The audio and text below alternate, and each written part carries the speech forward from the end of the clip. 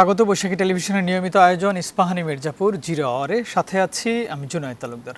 প্রিয় দর্শক, এই অনুষ্ঠানের সমসাময়িক রাজনীতি, অর্থনীতি, আন্তর্জাতিক সহ বিভিন্ন গুরুত্বপূর্ণ বিষয় নিয়ে আমরা কথা বলে থাকি। আজকের আলোচনার বিষয় আমরা নির্ধারণ করেছি গঙ্গা পানি চুক্তি, ফারাক্কা ব্যারেজ নির্মাণ এবং তিস্তা মহাপরিকল্পনা। এই বিষয়গুলো নিয়ে আলোচনার জন্য স্টুডিওতে আমার সঙ্গে দুজন অতিথি উপস্থিত আছেন। তাদের সঙ্গে প্রথমেই পরিচিত হয়ে আসি। আমার পাশেই আছেন অ্যাডভোকেট শাকিল আহমেদ, যুগ্ম মুখ্য সমন্বয়ক, জাতীয় নাগরিক পার্টি, এবং আরও আছেন আরিফুজ্জামান মামুন, সাবেক সাধারণ সম্পাদক, ডিক্যাব। আপনাদের দুজনকে স্বাগত জানাচ্ছি আজকের আমাদের এই আয়োজনে। প্রিয় দর্শক, আমরা মূল আলোচনায় যাব, তার আগে বৈশাখী টেলিভিশনের প্রধান প্রধান শিরোনামগুলো দেখে আসি। মানুষ স্থিতিশীলতা ও শান্তি চায়, রাজনীতির নামে অরাজকতা করলে কেউ বসে থাকবে না, চাঁদপুরে প্রধানমন্ত্রী। আমরা দেশের মানুষকে যে প্রতিশ্রুতি দিয়েছিলাম, দেশের মানুষকে সাথে নিয়ে সেই সকল প্রতিশ্রুতি বাস্তবায়নের কাজে হাত দিয়েছে। কারণ এই সকল প্রতিশ্রুতি ইনশাআল্লাহ পর্যায়ক্রমিকভাবে যদি আমরা বাস্তবায়ন করতে পারি, দেশের মানুষের ভাগ্যের পরিবর্তন হবে। নির্বাচনী প্রতিশ্রুতি পূরণের অঙ্গীকার, ক্ষমতায় গেলে দেশ চাঁদাবাজ মুক্ত করা হবে, রাজশাহীতে জামায়াতের আমির। আজকে আপনাদের পরিচয় হয়েছে, আপনাদের নাম ছিল জাতীয়তাবাদী দল, এখন মানুষ বলে চাঁদাবাজি দল। বিএনপির বিরুদ্ধে ভোটের পর জাতির সাথে প্রতারণার অভিযোগ এনসিপির। ফারাক্কাবাদ আন্তর্জাতিক ষড়যন্ত্র, গঙ্গা পানি বন্টন চুক্তি নবায়নের আহ্বান স্থানীয় সরকার মন্ত্রীর। ভারতের সাথে বিরোধ সমাধান হবে, মন্তব্য তথ্যমন্ত্রীর। অর্থনীতি আশাব্যঞ্জক নয়, ঘুরে দাঁড়াতে লাগবে 2 বছর, জানালেন অর্থমন্ত্রী।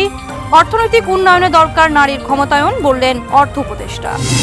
এবং গাজীপুরে স্ত্রী সন্তান সহ 5 জন হত্যায় অভিযুক্ত ফোরকানের মরদেহ মিলল পদ্মায়। শরীয়তপুরে স্বামীকে হত্যার পর টুকরো করায় স্ত্রী আটক। দর্শক, শিরোনামগুলো শুনছিলেন। আমাদের এই অনুষ্ঠানটি বৈশাখী টেলিভিশনের পাশাপাশি ইউটিউব চ্যানেল এবং ফেসবুক পেজেও সরাসরি সম্প্রচারিত হচ্ছে। আপনারা সংযুক্ত থেকে আপনাদের মতামত জানাতে পারেন। আমরা আলোচনা করছি গঙ্গা পানি চুক্তি, ফারাক্কা ব্যারেজ নির্মাণ এবং তিস্তা মহাপরিকল্পনা নিয়ে। তার আগে আমরা একটু শুরু করতে চাই, মাননীয় প্রধানমন্ত্রী কুমিল্লা হয়ে চাঁদপুরে গিয়েছেন। সেখানে তিনি আজকে কথা বলেছেন সেচ ব্যবস্থাপনা উন্নয়নের পরিকল্পনা নিয়ে, এবং ইতিমধ্যেই তিনি খাল খননের যে কাজ শুরু করার কথা বলেছিলেন নির্বাচনী ইশতেহারে, সেটি শুরু করেছেন। এবং সেই কাজের মাধ্যমে বাংলাদেশ খাদ্যে যেন স্বয়ংসম্পূর্ণ হতে পারে এবং এখানে যে মাটির উর্বরতা, সেগুলো কাজে লাগিয়ে যেন সাধারণ মানুষ ভালোভাবে কাজে লাগাতে পারে, সেই বিষয়গুলো নিয়ে কথা বলেছেন। একটু প্রথমেই আরিফুজ্জামান মামুন, আপনার কাছ থেকেই শুনে আসতে চাই একটু চাঁদপুরে যে প্রধানমন্ত্রী কথা বলেছেন সেই বিষয়টা নিয়ে। না, উনি যথার্থই বলেছেন যে দেখেন, আমাদের দেশ তো কৃষিপ্রধান দেশ এবং এই কৃষিতে পানি হচ্ছে সবচেয়ে জরুরি একটা উপাদান এই কৃষির ফসলের জন্য।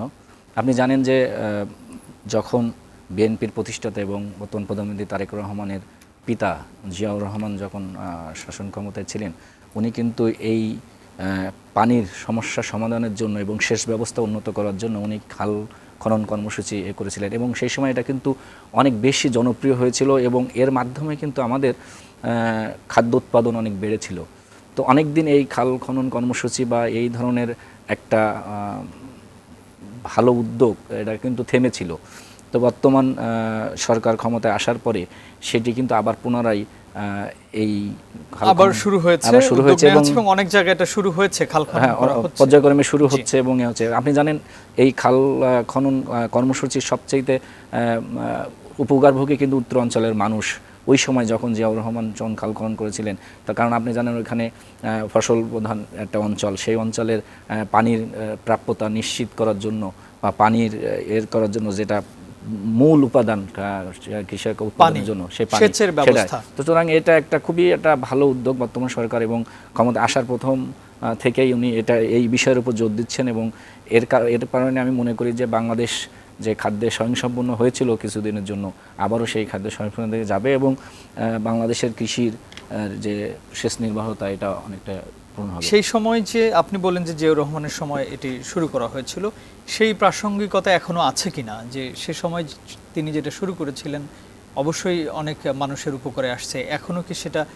অবশ্যই এখনো দেখেন, বাংলাদেশ কৃষি প্রধান দেশ, এটা অস্বীকার করার উপায় নেই। কারণ বাংলাদেশের প্রায় 70% মানুষ এই কৃষি কাজের সাথে যুক্ত। সুতরাং যদি আপনি সেচ ব্যবস্থা বা পানির কৃষিতে যে পানির যে দরকার সেটা যদি আপনি নিশ্চিত করতে পারেন, সেই প্রাপ্যতা যদি নিশ্চিত করতে পারেন, তাহলে আপনি কৃষি উৎপাদন বাড়বে এবং মানুষের প্রয়োজন মিটবে। তো এর জন্য দেখেন এখন আপনি সেচ ব্যবস্থা, আপনি মাটির নিচে থেকে পানি তুলছেন, এই পানি তোলার কারণে পানির স্তর কিন্তু নিচে নেমে যাচ্ছে।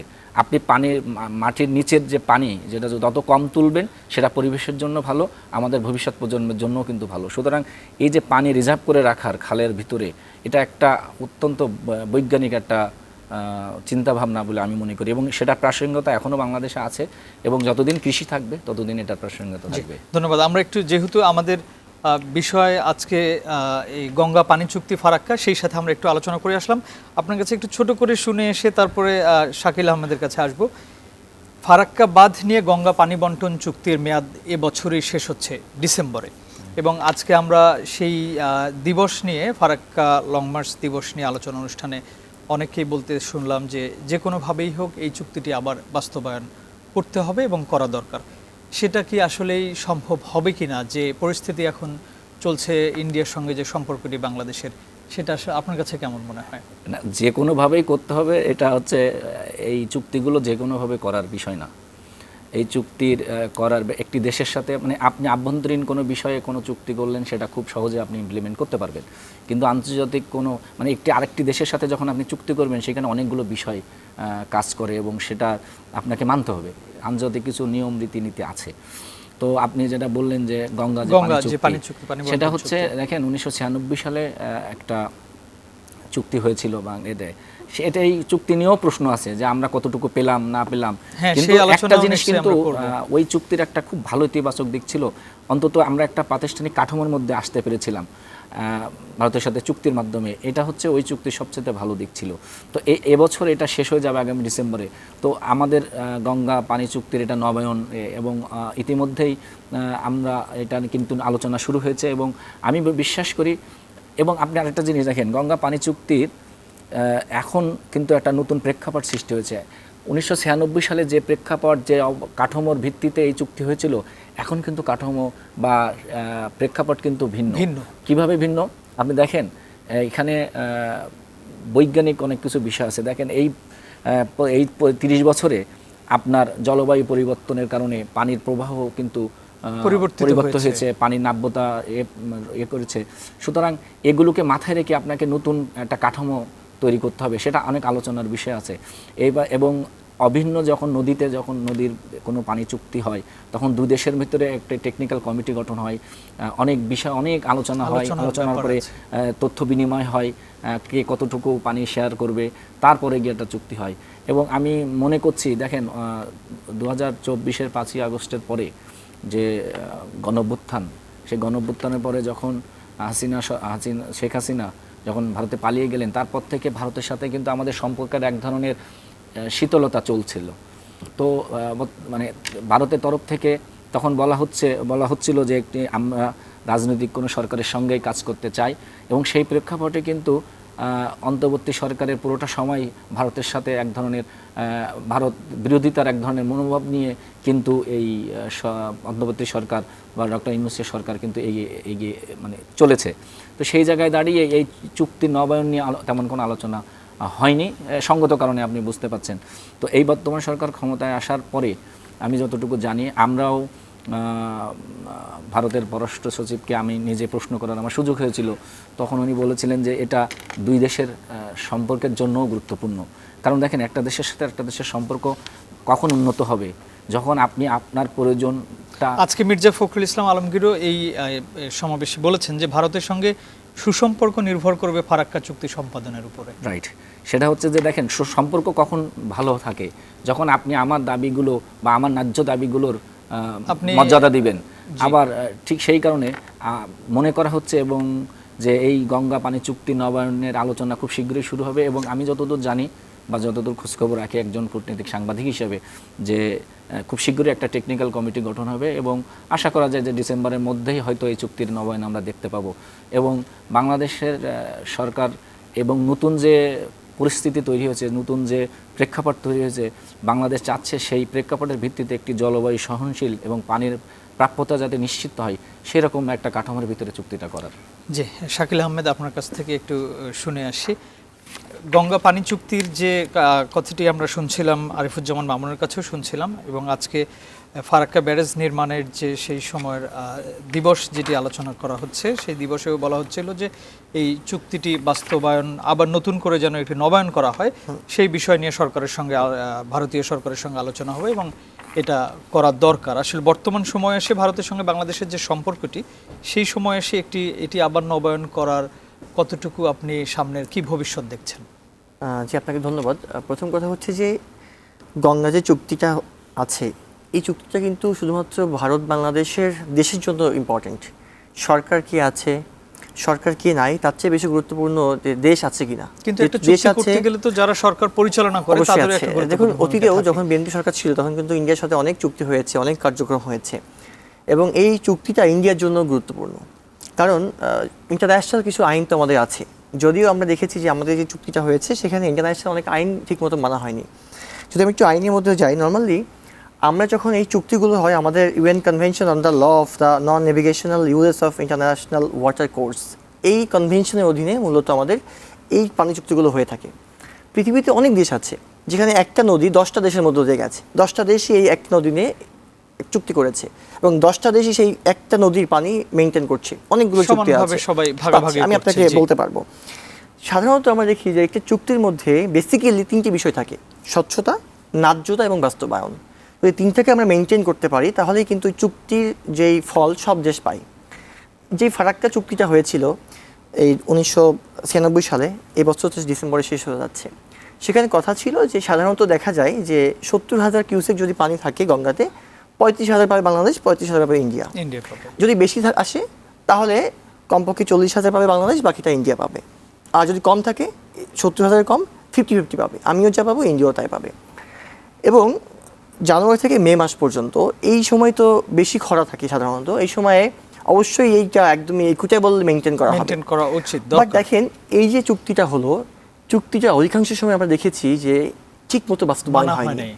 আমরা দেখলাম যখন খরা আমাদের এখানে ঠিকমতো পানি দেওয়াই হচ্ছে না, আমাদের সকল নদীগুলো মরে গেছে, উত্তর অঞ্চল তো একদম পুরো খাকা হয়ে গেছে, দক্ষিণ পশ্চিম অঞ্চল যেটা আমরা বলি কুষ্টিয়া, মেহেরপুর, চুয়াডাঙ্গা এবং ওই পার্কটা কিন্তু এখন পানির যেই লেয়ার কমে গেছে, কারণ আমাদের ওখানে নদীতে পানি নাই, খাল বিলে পানি নাই, কমে গেছে। তার মানে হচ্ছে যে আমি যে চুক্তিটা করলাম, সেই চুক্তির যে ক্রাইটেরিয়া ছিল, যে কন্ডিশন ছিল, কন্ডিশনটা ইন্ডিয়া আমার প্রতিবেশী দেশ ঠিকমতো মেনটেন করেনি। আমরাও দেশ হিসেবে বা চুক্তির একটা পার্ট হিসেবে, একটা পার্টি হিসেবে আমরাও এটাকে ইমপ্লিমেন্ট করার জন্য কার্যকরী বাধ্য ব্যবস্থা নিতে করাতে পারিনি। পারেননি, জি। এখন ইস্যুটা হচ্ছে, একটু আগে ভাই বলছিলেন খুব চমৎকার করে, ইন্টারন্যাশনাল কন্ট্রাক্ট, দেশ কন্ট্রাক্ট, এটা আমি চাইলে আমার মতো করে হবে না। তো কী করণীয়? করণীয়টা হচ্ছে আমাকে আমার অধিকারটা নিশ্চিত করার জন্য বাধ্য করতে হবে। প্রয়োজনে দেশকে কূটনৈতিকভাবে pressurize, political pressurize, international law বা ইন্টারন্যাশনাল যে কমিউনিটি দিয়ে আমাকে প্রেশারাইজ করতে হবে, করে আমার যেই অধিকার ছিনিয়ে আনতে হবে।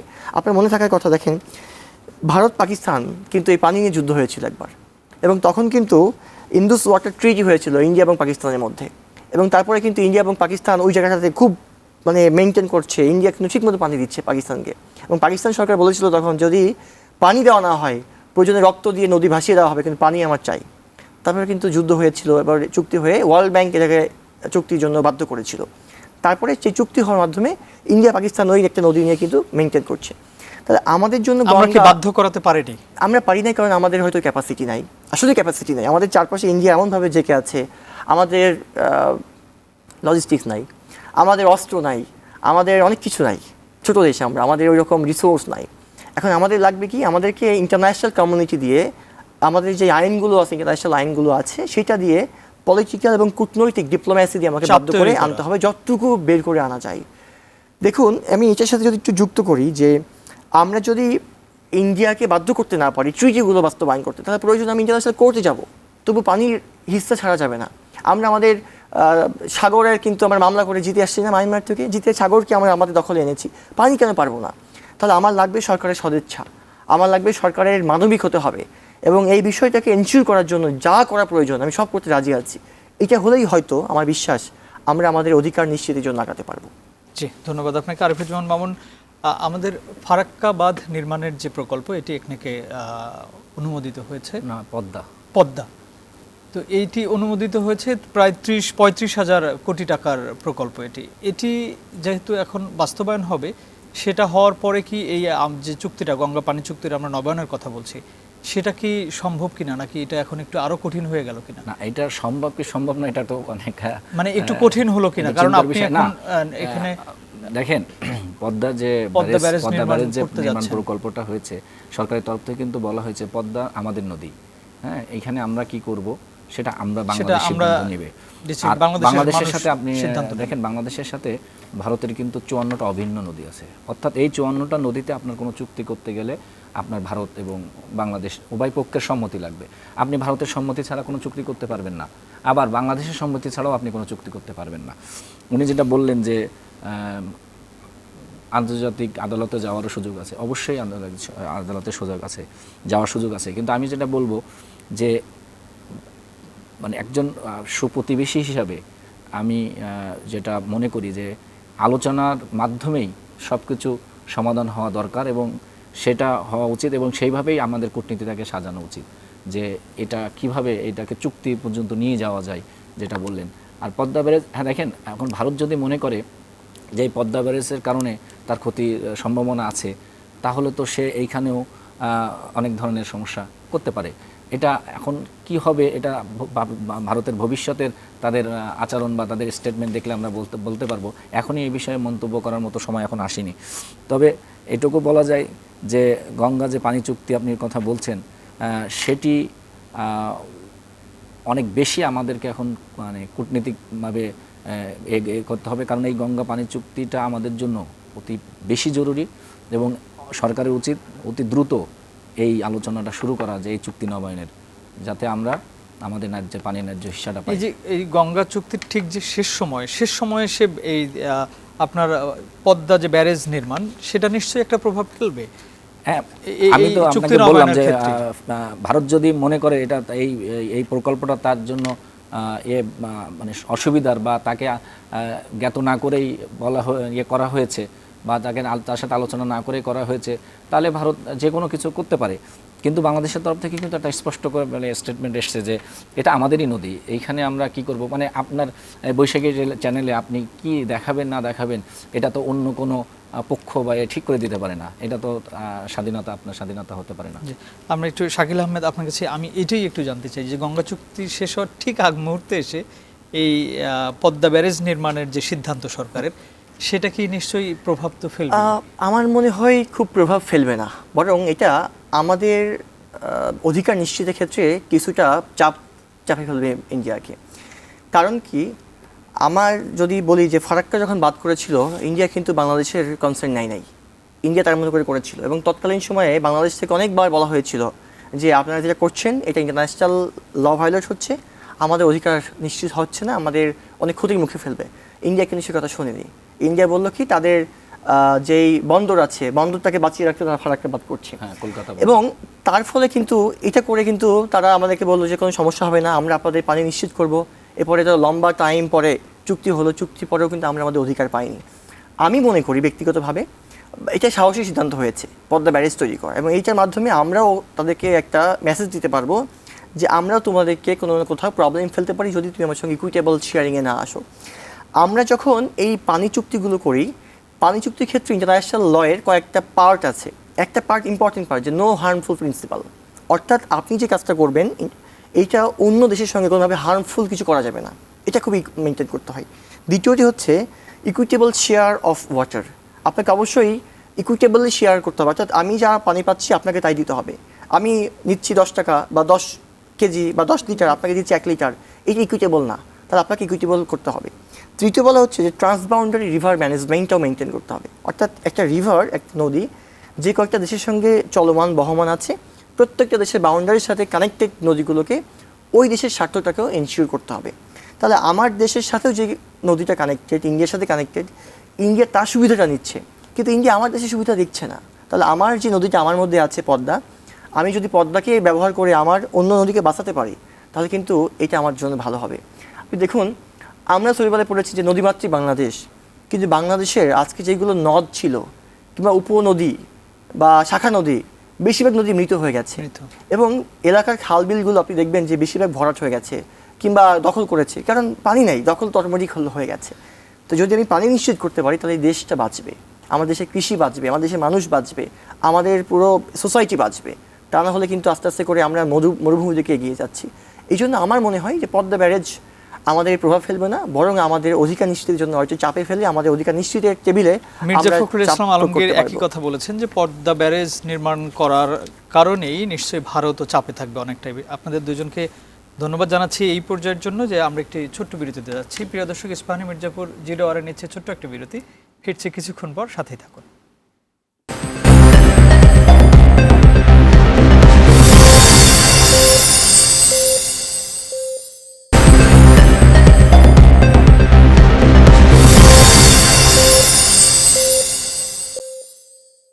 আবারও স্বাগত ইস্পাহানি মির্জাপুর 0 আওয়ারে।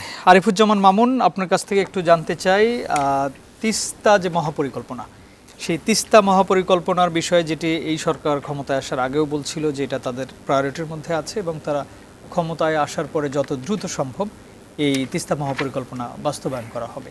একনেকে যদিও পদ্মা ব্যারেজ ইতিমধ্যে পাশ হয়েছে, তিস্তা মহাপরিকল্পনা নিয়ে উত্তরবঙ্গের মানুষরা তারা অনেকেই এই মুহূর্তে বিভিন্ন সামাজিক যোগাযোগ মাধ্যম এবং গণমাধ্যমে বলছেন যে তারা অপেক্ষায় আছেন এটি বাস্তবায়নের। যদি একটু বলেন। না দেখেন, তিস্তা আমাদের উত্তরাঞ্চলের জন্য মানে অত্যন্ত গুরুত্বপূর্ণ এবং একটা এর বিষয়। তো এইখানে সরকার যে তিস্তা মহাপরিকল্পনা নিয়েছে, সেই পরিকল্পনায় আপনি দেখেন যে এই যখন এটাকে অন্তর্বর্তী সরকারের সময়, এবং শুধু অন্তর্বর্তী সরকারের সময় না, গত যে সরকার ছিল, যে পতিত যে সরকার, সেই সরকারের সময়ও এইখানে কিন্তু এই প্রকল্পে চীন তাদের অর্থায়ন করতে চেয়েছিল এবং এটা বাস্তবায়ন, এই প্রকল্পটা বাস্তবায়ন করে দেওয়ার কথা বলেছিল। কিন্তু সেই জায়গায় ভারত এক ধরনের বিরোধিতা করেছিল। উত্তরাঞ্চলের মানুষের সমস্যাটা হয় কি জানেন, ওই তিস্তাতে যখন বর্ষা মৌসুমে ভারত অতিরিক্ত যখন পানি ছেড়ে দেয় তখন এটা প্লাবিত হয়ে যায় এবং সেই কারণে বিশাল একটা ফসলের ক্ষতি হয়। এই জায়গা থেকে বাঁচতে এই তিস্তা যে মহাপরিকল্পনা, এটা অত্যন্ত গুরুত্বপূর্ণ। এখানে ভারতও কিন্তু একটা প্রস্তাব দিয়েছে বাংলাদেশ সরকারকে যে তারা তিস্তা প্রকল্পটা কিভাবে তারা বাস্তবায়ন করে দিতে পারে। আবার চীন এটা কিভাবে এটা এই প্রকল্পটা বাস্তবায়ন করে দিবে বলে তারা করেছে। এবং আমি যতদূর খোঁজখবর রাখি, চীন সরকারকে বিএনপির একটি প্রতিনিধি দল যখন গিয়েছিল তখন কিন্তু এই পররাষ্ট্রমন্ত্রীও সফর করেছিলেন, তখন কিন্তু এই যে তিস্তা মহাপরিকল্পনা চীন এখানে বাস্তবায়ন করবে, এরকম একটা চীনের মাধ্যমে বাস্তবায়িত হবে, এরকম একটা প্রতিশ্রুতি কিন্তু তখন বিএনপি সরকারের তরফ থেকে দেয়া হয়েছে। তো সেই জায়গায় দাঁড়িয়ে ভারতেরও একটা প্রস্তাব আছে। এখন বাংলাদেশ এটা বিবেচনা করবে, বিচার বিশ্লেষণ করে দেখবে যে কোন প্রস্তাবটা বাংলাদেশের জন্য অনেক বেশি গুরুত্বপূর্ণ বা বেশি হবে, বাংলাদেশের জন্য বেশি কার্যকর হবে। বাংলাদেশ সরকার সেটাই, বাংলাদেশ যেটাতে সুবিধা, কোনটাতে বেশি সুবিধা পাবে। কিন্তু তিস্তা মহাপরিকল্পনা এটা বাংলাদেশের জন্য অত্যন্ত গুরুত্বপূর্ণ এবং এটা খুব দ্রুতই এ বিষয়ে সরকার চূড়ান্ত সিদ্ধান্ত নেওয়া দরকার। এবং যদি আমরা যত সিদ্ধান্ত নিতে দেরি করব আমাদের ক্ষতি তত বেশি হবে। জি, এটা হচ্ছে আমার। আমি যদি একটু বলি, ভারতীয় গণমাধ্যম আনন্দবাজার পত্রিকার একটি প্রতিবেদন, বাংলাদেশের তিস্তা প্রকল্পে চীনের সম্পৃক্ততায় দুশ্চিন্তায় ভারত। না দেখেন, বাংলাদেশ কিন্তু এই যে 2024 সালের 5ই আগস্টের পরে এবং তারও আগে থেকেই আপনি বাংলাদেশের একক দেশ হিসাবে চীন কিন্তু সবচাইতে বড় উন্নয়ন অংশীদার। অর্থাৎ বাংলাদেশের যতগুলো বড় বড় প্রজেক্ট সেগুলো কিন্তু চীন এগুলো বাস্তবায়ন করছে এবং বাংলাদেশের উপর চীনের এক ধরনের প্রভাব, এটা কিন্তু ভারতের জন্য স্বাভাবিকভাবে ভারতের জন্য কিন্তু একটা মাথা ব্যথার কারণ হয়ে দাঁড়িয়েছে এবং তারা তাকে সেইভাবেই তারা ট্রিট করছে যে বাংলাদেশের উপর চীনের প্রভাব বৃদ্ধি তাদের জন্য একটা ক্ষতির কারণ হতে পারে। কারণ তারা আঞ্চলিক নিরাপত্তা, তাদের দেশের আঞ্চলিক নিরাপত্তার বিষয়টাও তারা বেশি গুরুত্ব দিয়ে থাকে। সেই জায়গায় দাঁড়িয়ে আপনি আনন্দবাজার যে এটা করেছে এটা আমাদেরকেও মানে আমরাও যখন কূটনৈতিক সাংবাদিকতা বা জানার চেষ্টা করি তখনও আমাদেরকে এভাবেই বলা হয় যে ভারতের এখানে কনসার্ন আছে যে চীনকে যদি দেওয়া হয় ভারতের অত আপত্তি থাকতে পারে। দেখেন ভারতের সাথে কিন্তু আপনার অনেকগুলো ইস্যু আছে, শুধুমাত্র তো তিস্তা না, আপনার ব্যবসা বাণিজ্য মানে আপনার সীমান্ত ইস্যু আছে, অনেকগুলো ইস্যু ভারতের সাথে আছে। সুতরাং ভারতকে আপনার আস্থায় নিয়েই কিন্তু এই আপনি ভারতকে দেন বা চীনকে দেন এই তিস্তা প্রকল্পটা সেটা করতে হবে। কারণ আপনি ভারত আপনার স্বীকার করেন আর না করেন, ভারত হচ্ছে আপনার সবচেয়ে আপনার আশপাশের চতুর্দিকে ঘিরে আপনার আছে এবং আপনি চাইলেই ভারতকে আপনি দূরে সরিয়ে দিতে পারবেন না বা আরেক জায়গায় নিয়ে বাংলাদেশকেও রাখতে পারবেন না। সেই জায়গায় দাঁড়িয়ে আপনাকে ভারতের সাথে নেগোসিয়েশন করেই এই প্রকল্পটা বাস্তবায়নে আগে নিতে হবে এবং স্বাভাবিকভাবেই চীনের ভারতের উদ্বেগ আছে যদি এটা চীন বাস্তবায়ন করে, এটা তো আমরা সবাই জানি এবং এটা ওপেন যে ভারতের কনসার্ন আছে। দুই দেশেরই কেন চীন এবং ভারতের আগ্রহের কারণটাকে আরও একটু বিস্তারিত জানবো, যেহেতু আপনি কূটনৈতিক সাংবাদিক। আমি একটু শুনে আসি শাকিল আহমেদ আপনার কাছে। তিস্তা মহাপরিকল্পনা যেটি বাস্তবায়ন করার কথা এই বিএনপি সরকারও বলেছে নির্বাচনের আগেও, যেটা বলছিলাম যে পদ্মা ব্যারেজ একনেকে পাশ হয়েছে, কিন্তু উত্তরাঞ্চলের মানুষ এখনও অপেক্ষা করছে যে তারা কবে শুনবে তিস্তা মহাপরিকল্পনা বাস্তবায়নের কথা। এখনও অনেকেই অপেক্ষা করছে এবং অনেকে অভিযোগও করছে যে কেন এখনও এটা নেওয়া হচ্ছে না, কারণ সেখানে মানুষ চাষাবাদ করতে পারছে না। শুষ্ক মৌসুমে সব কিছু, আবার যখন আপনার পানি বেশি ছেড়ে দিচ্ছে তখন সব তলিয়ে যাচ্ছে, যেটি উনিও বলছিলেন। দেখুন, তিস্তা মহাপরিকল্পনাটা পুরো উত্তর অঞ্চল, বিশেষ করে রংপুর এবং রাজশাহী বিভাগের জন্য এটা ম্যান্ডেটরি। এখানে মানে কোনো ইফ নো বাট সুযোগ নাই। 2011 সালে প্রথমত এই তিস্তা চুক্তির একটা কথা হচ্ছিল এবং একটা খসড়া হয়েছিল তৎকালীন বাংলাদেশ সরকারের সাথে ইন্ডিয়া সরকারের। সেখানে বলা হয়েছিল যে এখানে যে পানিটা আসবে তার 37.5% পানি বাংলাদেশ পাবে, 42.5% পানি ইন্ডিয়া পাবে, বাকি পার্সেন্ট পানিটুকু পরিবেশের জন্য এটা নর্মাল বহমান থাকবে। কিন্তু দেখা গেল এই যেহেতু কন্ট্রাক্টটা বা চুক্তিটা তখন হয়নি, স্বাক্ষরিত হয়নি এবং ফাইনালি এটা এগ্রিমেন্টটা কমপ্লিট হয়নি, তার ফলে ভারত তার ইচ্ছে মতো পানি ছাড়ে, পানি ধরে রাখে, যার ফলে আমার দেশের যেই উজান থেকে যখন পানি ভাটিতে আসে এটা অনেক তলিয়ে যায়। আবার যখন আমার এখানে খাঁখা মরুভূমি তখন তারা কোনো পানি ছাড়ে না, যার ফলে আমার এটা মানে যেটা হয় যে গরিব আরও গরিব হচ্ছে, বড়লোক আরও বেশি বড়লোক হচ্ছে। তো ইন্ডিয়া পানি নিয়ে ইন্ডিয়া অনেক পানি ইউজ করে তাদের ব্যবস্থা করছে, বাংলাদেশের মানুষ পানি পাচ্ছে না, যার ফলে উত্তরাঞ্চল পুরোটা খাঁখা মরুভূমি হয়ে যাচ্ছে। এটার জন্য আমার বাংলাদেশ একটা প্ল্যান করলো কি আমরা একটা তিস্তা ব্যারেজ করতে পারি কিনা বা এটা নিয়ে কী করতে পারি। সেখানে সব মিলে 12,000 কোটি টাকার একটু বেশি একটা প্রকল্প কিন্তু মোটামুটি রেডি হয়েছিল, যেটা চীন এক্স্যাক্টলি চীন সেখানে প্রায় 6,000 সামথিং কোটি টাকা একটা অনুদান দিবে এবং ঋণ দিবে কথা হচ্ছিল এবং চীন বলেছিল যে আমরা এটা করতে চাই। বাংলাদেশ কিন্তু অনেকবার অপেক্ষা করেছিল ইন্ডিয়া তাদের সঙ্গে কাজটা করবে, তৎকালীন সরকার চেষ্টা করেছিল ইন্ডিয়াকে দিয়ে করা যায় কিনা। ভাই বলছিলেন যে ইন্ডিয়াকে বাদ দিয়ে করা কঠিন, খুব স্বাভাবিক।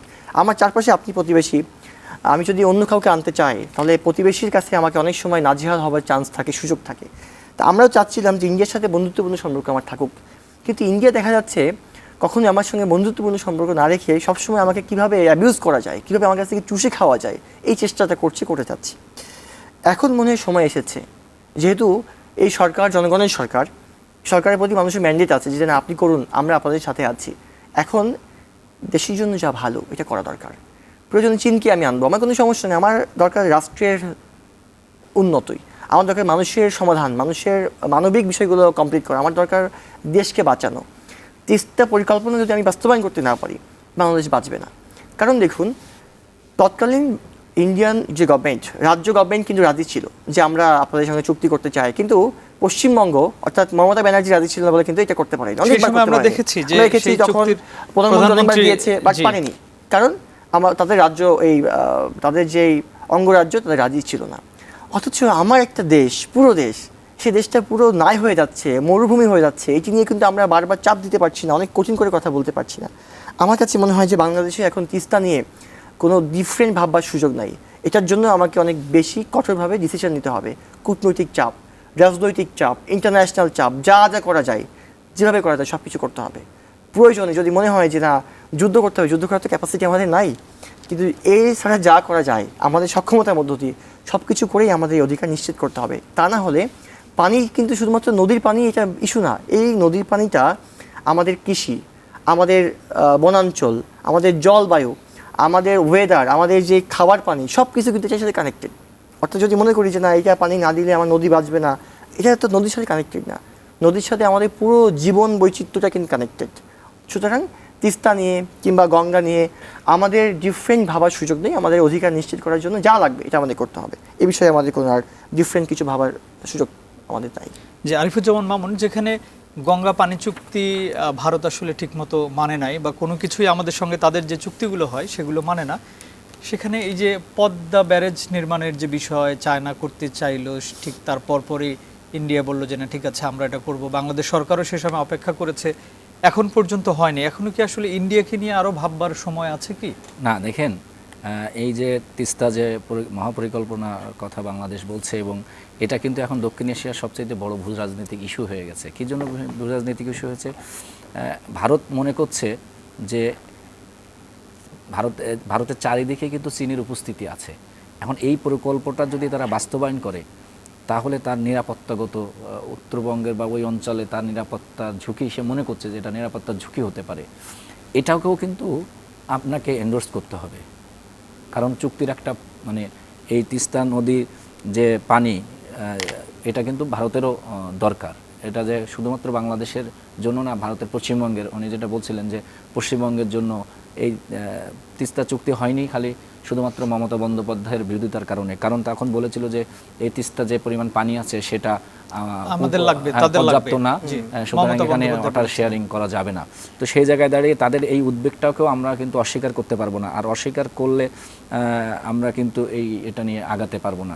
আবার একইভাবে আমি যেটা মনে করি একজন হিসাবে, যে এই ভারতের যে নিরাপত্তা এবং পানি বন্টন সংক্রান্ত যে চিন্তা বা উদ্বেগের যে বিষয়টা আছে সেটাকেও আমাদেরকে মাথায় রাখতে হবে, সেভাবে তাদের সাথে আলোচনা করা, আবার উন্নয়ন এবং এর সাথে আমাদের প্রয়োজনের সাথে এই তিস্তা মহাপরিকল্পনায় চীনের সহযোগিতা। আপনি আলোচনা করবেন, কিন্তু বর্ষা মৌসুমে পানি ছেড়ে দিচ্ছে, সবকিছু তলিয়ে যাচ্ছে, ফসল নষ্ট হচ্ছে, আবার শুষ্ক মৌসুমে আপনি পানি পাচ্ছেন না। এখন তাহলে কি আপনার ওই এলাকার মানুষজন কি করবে? এইগুলোই তো আলোচনা টেবিলে, আলোচনা তো অনেক বছর ধরে হচ্ছেই। এখন আপনি আলোচনা ছাড়া আপনার আর কি করার আছে? আপনার আন্তর্জাতিক আদালতে যাওয়ার সুযোগ আছে, আপনি সেই জায়গাটাই যাবেন। যুক্ত করি, আমি পৃথিবীর কয়েকটা এরকম পানি চুক্তির কয়েকটা উদাহরণ দেই। ভারত পাকিস্তানের মধ্যে আছে ইন্দুস ওয়াটার ট্রিটি, এরপরে ভিয়েতনাম, থাইল্যান্ড, লাওস, কম্বোডিয়ার মধ্যে একটা ট্রিটি আছে এই পানি নিয়ে, যেটা হচ্ছে মেকং ওয়াটার কমিশন এগ্রিমেন্ট। এরপরে একটা আছে জার্মানি, অস্ট্রিয়া, হাঙ্গেরি এবং প্লাস আরও 10টি দেশ, এটা আছে Danube river protection convention. Jordan river water agreement আছে জর্ডান এবং ইসরায়েলের মধ্যে। এরকম পৃথিবীতে কমপক্ষে মানে কয়েকশো হয়তো আছে প্লাস মাইনাস কনভেনশন এবং এরকম এগ্রিমেন্ট আছে পানি নিয়ে শুধুমাত্র, কারণ পানি পৃথিবীর একটা ম্যান্ডেটরি জিনিস, পানি ছাড়া পৃথিবী চলবে না, পানির জীবন চলবে না।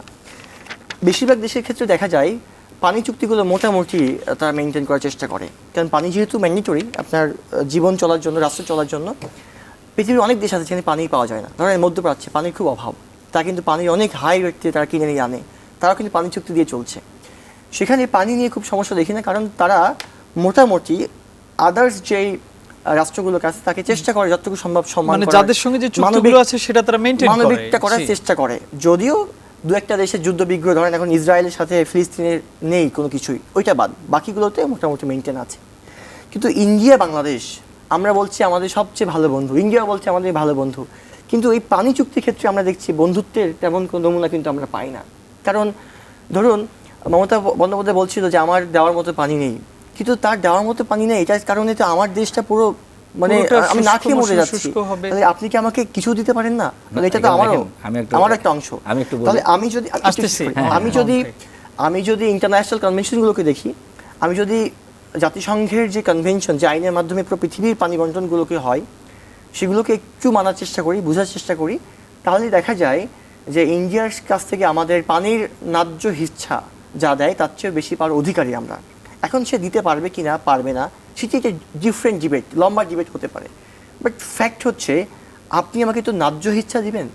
আমি তো ইকুইটি চাইনি, আমি ইকুইটেবল চেয়েছি। ধরেন আমি আপনি সমান না, হ্যাঁ আমি মানলাম আপনি আমার চেয়ে অনেক বড়, তার থেকে বেশি দিবেন, আমি ছোট আমাকে একটু কম দিবেন, বাট দিবেন তো। দিবে, হ্যাঁ। আপনি তোকে দিচ্ছেন না। আমি সেটাই মামুন ভাইকে বলছিলাম, আপনি একটু বিরতির পর বলবেন, একটু হ্যাঁ, নোট ঠিক করে আছে। রাখেন। প্রিয় দর্শক, ইস্পাহানি মির্জাপুর 0 আওয়ারে নিচ্ছে আরও একটু ছোট্ট বিরতি, ফিরছে কিছুক্ষণ পর।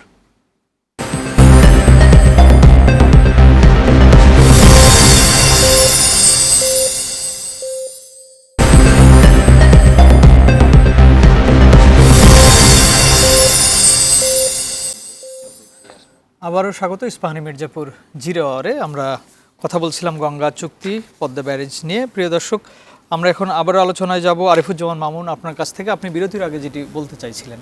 না না, উনি যেটা বলছেন যে ভারত, দেখেন প্রত্যেকটা দেশের তার স্বার্থটা দেখে যে কোন চুক্তির মাধ্যমে তার স্বার্থ হবে।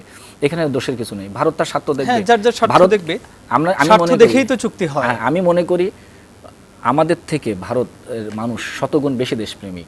কিভাবে? তারা তাদের স্বার্থের বাইরে, পৃথিবীর সব দেশই তার স্বার্থের বাইরে কোনো ইয়ে করে না, একমাত্র আমরাই স্বার্থের বাইরেও গিয়ে অনেকগুলো আমরা কাজ করি, আমাদের বিভিন্ন ব্যক্তি স্বার্থ বলেন বা দলগত স্বার্থের কথা বলেন। তো সেই জায়গায় দাঁড়িয়ে এই যে আপনি গঙ্গা বা তিস্তার কথা বললেন, ভারতের যে উদ্বেগটা আছে যে চীন যদি এই প্রকল্প বাস্তবায়ন করে এবং চীনের ওখানে যখন ইয়ে করা হবে, তাদের অবকাঠামো তৈরি করবে, সেখানে যে চীন যে ভারতের উপর নজরদারি করবে না বা খুব কাছাকাছি যে প্রকল্পটা যেহেতু হবে, সুতরাং ভারত মনে করছে তার নিরাপত্তার জন্য, তার আভ্যন্তরীণ নিরাপত্তার জন্য একটা উদ্বেগের চীনের বিষয়। বিভিন্ন ইকুইপমেন্ট এসে একেবারে অনেক কিছু, আপনি একটা যখন একটা ইয়ে চলবে তখন সেখানে চীনের উপস্থিতি ইয়ে করবে, সেখান দিয়ে আপনি নজরদারি করবে কিনা, বা অন্য অনেক বিষয় আছে, 7 সিস্টার আছে তার, সেখানে অস্থিরতা তৈরি হবে কিনা। ভারতের এই নিরাপত্তা উদ্বেগগুলো ভারতকে এটা থেকে মানে এ করছে আর কি। তো স্বাভাবিকভাবেই এটা আমি মনে করি বাংলাদেশকে আশ্বস্ত করা উচিত যে এটা শুধুমাত্র একটি উন্নয়ন প্রকল্প, এবং বাংলাদেশের যে শুষ্ক মৌসুমে যে পানির পায় না এবং বর্ষা মৌসুমে যে পানির এটা হয়, সেটার জন্যই এই প্রকল্পটা হাতে নেওয়া হচ্ছে। এইখানে অন্য আর কোনো বিষয় নেই। এটা বাংলাদেশকে ভারতকে নিশ্চিত করতে হবে, এটা বাংলাদেশের দায়িত্ব, এবং এটা কূটনীতিক চ্যানেলে কূটনীতিক আলোচনার মাধ্যমে এটা কূটনীতিকভাবে সমাধান করতে হবে, এবং বাংলাদেশকে বোঝাতে হবে যে এই প্রকল্পটা শুধুমাত্র উন্নয়নের জন্য, এইখানে অন্য কোনো বিষয় নেই, এখানে চীনের ভারতের নিরাপত্তা উদ্বেগের কোনো বিষয় এখানে নেই। তাহলে আপনি এই প্রকল্পটা নিয়ে এগোতে পারবেন। তাহলে ভারত যদি সেটা মনেই করে যে চীন যদি এই কাজটা করে তাদের জন্য নিরাপত্তার হুমকি হতে পারে, তাহলে তারা চিন্তা করে তারা বসে উইন উইন সিচুয়েশনে বাংলাদেশের সঙ্গে চুক্তি করুক। এটা এখন বাংলাদেশ নিশ্চয় আলোচনা করবে। একটা সরকার কেবল ক্ষমতায় এসছে, দায়িত্ব নিয়েছেন। আমি মনে করি যে যখন আপনি জানেন 2 দেশের মধ্যে জয়েন্ট রিভার কমিশন আছে, তাদের প্রায় মিটিং হয়, এই মিটিংগুলোতে এই সবগুলো বিষয় নিয়ে আলোচনা হয়। টেকনিক্যাল কমিটি আছে, জয়েন্ট রিভার টেকনিক্যাল কমিটি যেটা, সেখানে এই বিষয়গুলো নিয়ে আলোচনা হয়। তো আপনাদের তো বিভিন্ন ফর্ম আছে এগুলো আলোচনা কোনো, বাংলাদেশ এবং ভারতের মধ্যে বিভিন্ন ফর্ম আছে, যে ফর্মগুলোতে এগুলো আলোচনা হয়। নিশ্চয়ই এগুলো আলোচনা হবে। এবং আপনি জানেন যে গঙ্গার পানি এ নিয়ে আলোচনা শুরু হয়েছে, যে এটা নবায়ন করা জরুরি বাংলাদেশের জন্য। এবং দুই পক্ষই কিন্তু এই যে জাস্ট গত মাসেই, যখন এই মাসের 3 থেকে 6 নভেম্বর এই মে, জানেন যে একটি কূটনৈতিক সাংবাদিকদের একটি দল গিয়েছিল, এতে ইন্ডিয়া গিয়েছিল। ওখানেও কিন্তু তারা কিন্তু এই গঙ্গা পানি চুক্তি নবায়নের বিষয়ে তারা কিন্তু ইতিবাচক মনোভাব পোষণ করেছে এবং বলেছেন নিশ্চয়ই খুব শীঘ্রই এটা নিয়ে আলোচনা হবে। এটা আমরা সবসময় দেখি যে ইতিবাচক মনোভাব পোষণ করে, কিন্তু আমরা আসলে হবে আমি মনে করি বাস্তবে এটা আসলে এই গঙ্গা পানি চুক্তিটা বাংলাদেশ কিন্তু তার তৈরি করছে। মানে আপনি কি বলছেন যে এটা বাংলাদেশের কূটনৈতিক ব্যর্থতার কারণে? না, কূটনৈতিক কোনো ব্যর্থতার কোনো বিষয় না। আপনাকে একটা চুক্তি তো একদিনে হয়ে যায় না, এটা অনেক প্রস্তুতির বিষয় আছে। বাংলাদেশ এখন আপনার 30 বছর আগের একটা প্রেক্ষাপটে আপনি চুক্তি করেছেন, এখন নতুন করে সেটা নবায়ন করতে হবে। এখন অনেক নতুন ইস্যুস আপনার সামনে আসছে, সেগুলো আপনাকে এন্ডোর্স করতে হবে। সবগুলো মিলায়ে যখন বাংলাদেশ এবং ভারতের এগুলো আপনি তথ্য আদান প্রদান করতে হয়, এখানে কি চান আপনি সেগুলো করতে হয়। পানির প্রবাহের বাংলাদেশের কত পানি আছে, কত কিউসেক পানি আছে, ভারতের কত কিউসেক পানি আছে, কত কিউসেক দুই দেশের, আপনি আন্তর্জাতিক যে নদীর আছে সেখানে কিন্তু একটা নিয়ম আছে যে এত কিউসেক পানি সেই দেশ রাখতে পারবে, এর অতিরিক্ত সেগুলো শেয়ার করবে। তো এই তথ্যগুলো লাগে, একটা নিয়মের মধ্যে দিয়ে যেতে হয়। সুতরাং আপনি ওভারনাইট সবকিছু হয়ে যাবে বা খুব দ্রুত হয়ে যাবে, পায় না, পাচ্ছে না, সরকার কিছু করছে না, এটা বলা আবার একটু শাকিল আহমেদের কাছে শুনে আছি। জয়েন্ট রিভার কমিশনের কথা বললেন মামুন ভাই, আলোচনা হচ্ছে সব সময়, সাংবাদিকরাও গেলেন, সেখানেও ভারত পজিটিভ মনোভাব দেখিয়েছে। এটা তো আমরা সবসময় শুনি সংবাদের শিরোনাম, কিন্তু আসলে তো পাই না। যদি আপনার কাছ থেকে একটু শুনি যে এই যে মিটিংগুলো হয়, আলোচনা হচ্ছে, এটা আর কতদিন হবে, তারপরে সমাধান? 1972 সালে প্রথমে আমাদের এই দু দেশের মধ্যে একটা যৌথ নদী কমিশন গঠন করা হয়। তারপর থেকে তো বাংলাদেশ এবং ভারতের মধ্যে কতগুলো নদী আছে সেগুলোকে আইডেন্টিফাই করা হয়েছে, সেগুলো নদীগুলো কিভাবে চলমান আছে, বহমান থাকবে, সেটা নিয়ে কথাবার্তা হচ্ছে। এই আলোচনা চলবে, দেশ যতদিন থাকবে ততদিন আলোচনা চলবে, আলোচনা শেষ হবে না। তবে আলোচনার মধ্য দিয়ে আমাদের অধিকার নিশ্চিতের জন্য কাজ করে যেতে হবে। এখানে সবচেয়ে বেশি গুরুত্বপূর্ণ যেটি হচ্ছে যে যখন আলোচনার টেবিলে আমরা বসি, সেখানে গুরুত্বপূর্ণ হচ্ছে যে আমি কতটা শক্তিশালী যুক্তি দিয়ে, শক্তিশালী ভূমিকা পালন করে আমার স্বার্থটা বের করে আনতে পারি। ভাই বলছিলেন যে একটা দেশ স্বার্থ চাইবে, এটা খুব বাস্তব, খুব স্বাভাবিকভাবে আমি আমারটা চাইবো, উনি যার যার স্বার্থ আপনি আপনারটা চাইবেন, তারা দেখবে। কিন্তু সেখানে যখন আমরা বসবো, এই যে দুটো দেশের মধ্যে যখন আমি অধিকার নিশ্চিত করতে চাইবো, দুইটা জিনিস খুব গুরুত্বপূর্ণ। একটা হচ্ছে ডাটা শেয়ারিং, আমাকে নিশ্চিত করতে হবে যে আমার আসলে কী আছে, আপনার কী আছে। তো দেখা যায় যে আমাদের যে চুক্তিগুলো হয়েছে, যদি আমরা সেগুলোকে একটু স্টাডি করি, ডাটা শেয়ারিংটা খুব ফুললি হয়নি। দ্বিতীয়টি হচ্ছে এই যে যদি চুক্তিটা আমি কমপ্লিমেন্ট না করি, ইমপ্লিমেন্ট না করি, তাহলে এটা আমি কোথায় যাব বা আমি কীভাবে এই চুক্তিটা বাস্তবায়ন করব, এটারও খুবই সুন্দর করে লেখা আমার চুক্তির মধ্যে নাই। তার মানে যদি আমি ঠিকমতো বাস্তবায়ন না করি, আপনার এরপর অধিকার কী, সে বিষয়টি চুক্তিতে থাকতে হবে এবং সেই বাস্তবায়নের বা কার্যকারিতার একটা অপশন রাখতে হবে, যেন আপনি না মানলে আমি সেটা বিপরীতে ওখানে গিয়ে আপনাকে প্রেশার দিয়ে এটা মানে এনশিওর করতে পারি। আমার কাছে মনে হয় যে যদি আমরা এইগুলো নিয়ে কাজ করতে পারি, সরকারের সদিচ্ছা লাগবে। আমরা দেখেছি যে সরকার যদি মনে করে যে আমি এই কাজটা একটু হার্ডলি করব, যদি ভারত মন খারাপ করে, তাতে আমার সরকারের হয়তো সরকারিত্ব বা আমার গদি নড়তে পারে, সেটি ভাবলে এই সরকার অধিকার আদায় করতে পারবে না। বা যদি সে মনে করে যে না, আমি এটা নিশ্চিত করব, তার জন্য যত কষ্ট করতে হয়, যত প্রেশার দিতে হয় আমি দিব, শেষ পর্যন্ত চেষ্টা করে দেখি আমার মানুষের অধিকার নিশ্চিত করার জন্য, তাহলে হয়তো আমার মানুষের অধিকার নিশ্চিত হবে, এই সরকার মানুষের জন্য কাজ করতে পারবে। এবং দ্বিতীয়টি হচ্ছে আমাদেরকে, আমি আবারও একটু মনে করে দিই যে তিনটি যে চুক্তির বিষয়, স্বচ্ছতা, ন্যায্যতা এবং বাস্তবায়ন, আমাকে ন্যায্য অধিকার নিশ্চিত করতে হবে। সেখানে আমি ছোট দেশ, চারদিকে ইন্ডিয়া অনেক বড় দেশ, ইন্ডিয়ার অনেক ক্ষমতা, জিও পলিটিক্সে ইন্ডিয়া আমাকে রাখবে, সেটা যদি আমি ভাবি, আমার রাষ্ট্রের অধিকার আমি পাবো না, বরং আমি আমার ন্যায্য ইকুইটেবল রাইটস চাই। এটা যদি কাজ করি তবেই আমার বিশ্বাস সম্ভব। সরকার এটা নিয়ে কাজ শুরু করেছে, আমি বিশ্বাস করি এবং আমি এটা মানতে চাই যে সরকার এটা এনিহাও বের করে আনবে এবং তাদের অধিকার নিশ্চিত করবে। যেহেতু নির্বাচিত সরকার, অবশ্যই সেটি বিএনপি সেটি করতে পারবে বলে আমরা মনে করছি। জি, সেকেন্ড সময় পাবো? হ্যাঁ, পাবেন। আচ্ছা, আমিও আমাদের বিরোধী দল এনসিপির উনি আছেন, আমি আজকের দেখলাম যে সরকারের ওনারা একটা জনসভা করেছেন রাজশাহীতে, সেখানে সরকারের বিভিন্ন ব্যর্থতা বিশালভাবে করেছিল, যে ভারতের সাথে কোনো ধরনের রক্তচক্ষু উপেক্ষা করে চুক্তিগুলো করতে হবে, সেটা বলেছেন জামায়াত আমির বলেছেন। হ্যাঁ, এবং হচ্ছে কোনো ধরনের স্বার্থ করা হচ্ছে না, এরকম দেখেন, এটা ভালো। আর এই চুক্তি যেন হয়, সেটা জামায়াত আমির স্বাগত। ফারাক্কা বাঁধের যে নির্মাণ, দেখেন ভারত জামায়াত স্বাগত জানিয়েছে, এবং এই পদ্মা যে ব্যারেজ প্রকল্প সেটা নিয়ে স্বাগত জানিয়েছে, এবং অন্য সরকারের ব্যর্থতার কথা বলছে যে এই চুক্তিগুলো কেন হচ্ছে না, এরকম এগুলো হচ্ছে রাজনৈতিক এক ধরনের ইস্যু তৈরি করার চেষ্টা।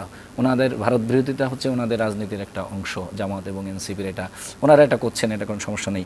উনি যেটা বললেন যে ডাটা শেয়ারিং, আমি অনুরোধ করব মাঠে বা রাজপথ আপনারা মানে ভারত বিরোধিতাকে ইস্যু না করে আপনারা ডেটা, সরকারকে ডেটা দিয়ে, বিভিন্ন তথ্যপত্র দিয়ে বর্তমান যুগের সাথে যে অবকাঠামো, এর সাথে কীভাবে এই চুক্তিটা আরও সুন্দরভাবে করতে পারে, আপনাদেরও যে আন্তর্জাতিক বিভিন্ন ফোরামে বা বিভিন্ন এতে কূটনীতিক অঙ্গনে যে আপনাদের সেখানেও আপনারা এই চুক্তিগুলোর কথা তুলে ধরবেন, তাহলেই আমরা কিন্তু এটা প্রতারণা সহজ হবে।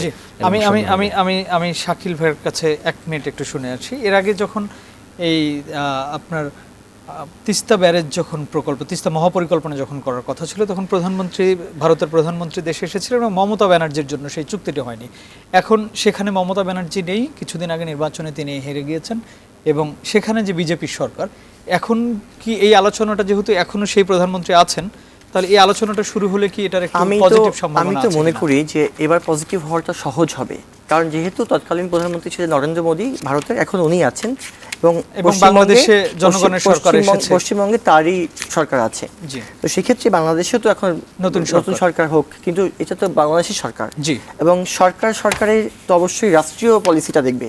যেহেতু আগে উনি কথা দিয়েছিলেন যে উনি এটা করার জন্য পজিটিভ ইতিবাচকভাবে ভাবছেন, তাহলে আমার তো মনে হয় যে এখন ভারতের উচিত হবে এটা নিশ্চিত করা যায় না। সেই সময় কিন্তু আমরা সব সময় জেনেছি যে মমতা ব্যানার্জির জন্যই এই চুক্তিটি হলো না। হ্যাঁ, এটা আমরা দেখেছি। তো এখন তো আমি মনে করি যে ইন্ডিয়ান সরকার নিশ্চয় আগামী কোনো একটি মিটিংয়ে, দেশের দুটি মিটিংয়ে বলবে যে এবার যেহেতু কোনো বাধা নেই, আমার সরকার সেখানে আছে, তাহলে আমি অটোমেটিক্যালি অ্যাপ্লাই করে দিতে চাই।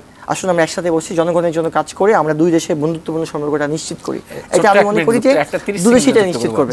যে উনি পশ্চিমবঙ্গের যে কথাটা বললেন, দেখেন পশ্চিমবঙ্গের এবারে যে বিজেপি সরকার ক্ষমতা এসছে, তাদের রাজনৈতিক প্রচারণার মূল ইস্যুই ছিল কিন্তু কথিত অবৈধ বাংলাদেশিরা সেখানে করছে। এবং আপনি জানেন 33 লক্ষ বাংলাদেশিকে, এই বাংলাদেশি বলছি, ওখানকার ভোটার তালিকা থেকে বাদ দেওয়া হয়েছে যে তারা অবৈধ অনুপ্রবেশকারী এবং তারা বাংলাদেশি। সুতরাং আপনি যেটা বললেন যে কেন্দ্রীয় বিজেপি সরকার, পশ্চিমবঙ্গ বিজেপি সরকার, সুতরাং একটা চুক্তি হবে আমি আশা করতে পারি, কিন্তু এটা আরো বেশি সময় লাগবে। এবং আপনি দেখেন সীমান্ত কিন্তু এখন হত্যা হচ্ছে। আর একটা বিষয় কি জানেন, এই যে পানির অধিকার যেটা, সেটা কূটনীতিক কোনো বিষয় না, এটা ন্যায় বিচার এবং মানবিক বিষয়ও। আমি মনে করি সেই দিক থেকে দেখা উচিত। ভারত নিশ্চয়ই বাংলাদেশকে মানবিকতা দেখাবে বলেই আমরা বিশ্বাস করি। প্রিয় দর্শক, এই ছিল আমাদের আজকের আয়োজন। আপনাদের দুজনকে ধন্যবাদ জানাচ্ছি আজকে আমাদের এই অনুষ্ঠানে এসে সময় দেওয়ার জন্য। আমাদের আয়োজন এই পর্যন্তই। আগামীকাল অন্য কোনো বিষয় এবং অন্য কোনো অতিথি নিয়ে আবারও দেখা হবে। সে পর্যন্ত ভালো থাকবেন। শুভরাত্রি।